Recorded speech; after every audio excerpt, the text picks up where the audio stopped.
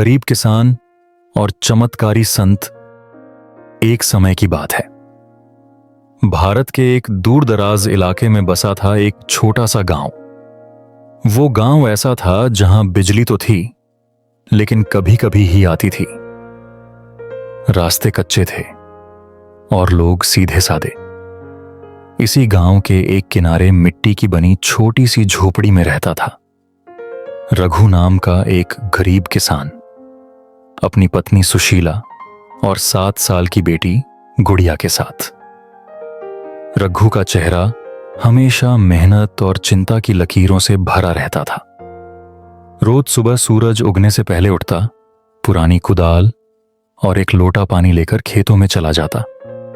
लेकिन फिर भी इतनी मेहनत के बाद भी घर में मुश्किल से 2 वक्त की रोटी बनती।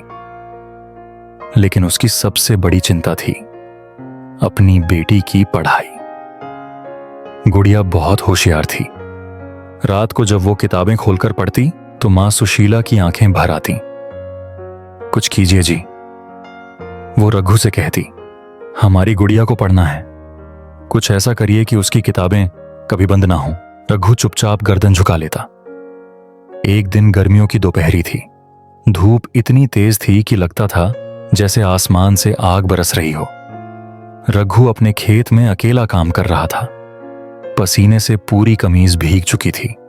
तभी दूर से धूल उड़ती दिखाई दी और कुछ ही देर में एक बुजुर्ग संत लाठी के सहारे चलते हुए वहां आ पहुंचे। संत थक चुके थे, उनकी आवाज कांप रही थी। बेटा, बहुत प्यास लगी है, क्या एक लोटा पानी मिलेगा? रघु ने एक पल भी ना गनवाया। खुद प्यासा था, लेकिन अपना बचा हुआ पानी संत को दे दिया।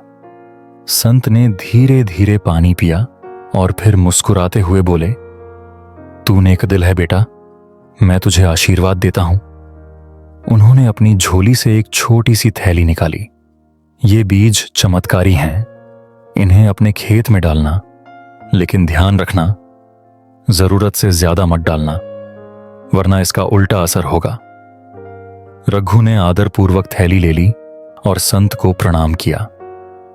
कुछ ही दिनों में जब बारिश की पहली बूंदें गिरीं, रघु ने वो बीज अपने खेत में बो दिए, सिर्फ उतने ही जितनी मात्रा में संत ने बताया था। मौसम बीता और जो फसल उगी वो किसी चमत्कार से कम नहीं थी। हर पौधा ऐसा लग रहा था जैसे सोने से चमक रहा हो। गांव वालों की आंखें फटी रह गईं। ये कैसे हुआ रघु? लोग पूछते। रघु मुस्कुरा देता, भगवान की दया है और मेहनत का फल। पहली बार रघु ने बेटी की स्कूल फीस पूरी दी। पहली बार घर में ढंग के कपड़े आए। सुशीला ने रसोई में मिठाई बनाई और गुड़िया की आंखों में सपना पलने लगा, शहर जाकर डॉक्टर बनने का। रघु हर साल थोड़े थोड़े बीज इस्तेमाल करता और हर साल फसल लहलहाती। उसका नाम अब पूरे गांव में लिया जाने लगा। लेकिन गांव में ही एक और किसान था, भवानी। उसकी आंखों में ईर्ष्या थी। वो सोचता, रघु जैसे गरीब के पास इतना सब कुछ कैसे आ गया? एक दिन उसने रघु से सीधे पूछ लिया, कौन सी खाद डालता है रे तू? रघु सीधा सच्चा था। उसने सब कुछ बता दिया, संत, बीज और संत की चेतावनी भी। भवानी की आंखों में लालच उतर आया। अगली रात भवानी चुपके से रघु के घर गया। चूल्हे के पास रखा वह थैला चुरा लाया। सुबह होते ही उसने अपने पूरे खेत में बिना नापे तोले वो बीज बिखेर दिए। उसे भरोसा था कि उसकी फसल रघु से दोगुनी होगी।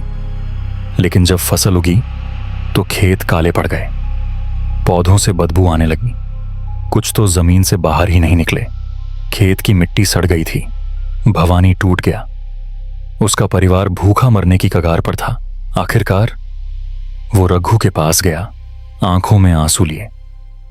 भाई, मुझे माफ कर दे, मैं लालच में अंधा हो गया था। तेरे बीज भी ले लिए और संत की बात भी नहीं मानी। रघु ने थैला लिया, भवानी की पीठ पर हाथ रखा और कहा, जो चीज तुझे मेहनत के बिना मिले वो टिकती नहीं है। संत का वरदान किसी चीज से नहीं, एक सच्चे दिल से जुड़ा होता है। आज सालों बाद गुड़िया शहर के सबसे बड़े कॉलेज में पढ़ रही है। रघु के घर में अब एक छोटी लाइब्रेरी है और दीवार पर एक फ्रेम जिसमें लिखा है, ईमानदारी ही असली चमत्कार है। अगर आपको ये कहानी दिल से छू गई हो तो इसे लाइक करें, शेयर करें और कमेंट में लिखें, मैं मेहनत में विश्वास रखता हूं, लालच में नहीं। और ऐसी और भी प्रेरणादायक कहानियों के लिए हमारे चैनल को सब्सक्राइब करना न भूलें।